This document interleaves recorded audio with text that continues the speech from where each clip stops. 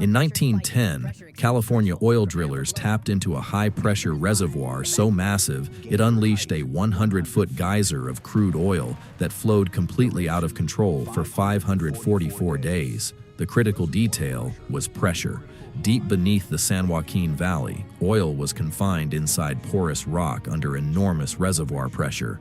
The weight of the overlying geology created immense lithostatic stress, while the trapped fluids retained their own pressure. When the drill penetrated that formation, the pressure inside the reservoir exceeded the pressure holding the well under control. In an era before modern blowout preventers, there was no engineered barrier capable of rapidly sealing the well. The result was an uncontrolled subsurface blowout. And the well was not simply producing oil.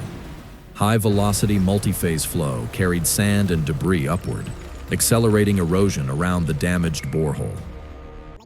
The passage became progressively less stable as the escaping fluid enlarged and disturbed the surrounding formation. At the surface, the physics became brutally visible. Oil poured downhill in enormous volumes, forming what witnesses described as rivers of crude. Workers responded with earth-moving equipment, sandbags, dikes, and massive open-air containment ponds.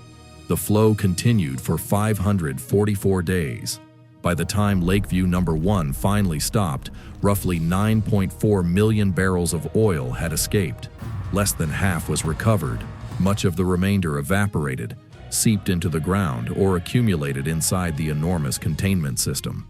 But the final failure was happening below ground. Continuous fluid movement, erosion, and the loss of support around the well altered the geometry of the borehole. The subsurface structure was gradually destabilized. Then, in September 1911, the bottom of the hole finally caved in, and the gusher died. What began as a narrow drilling hole had become a massive hydraulic failure system. Lakeview left behind a simple engineering lesson.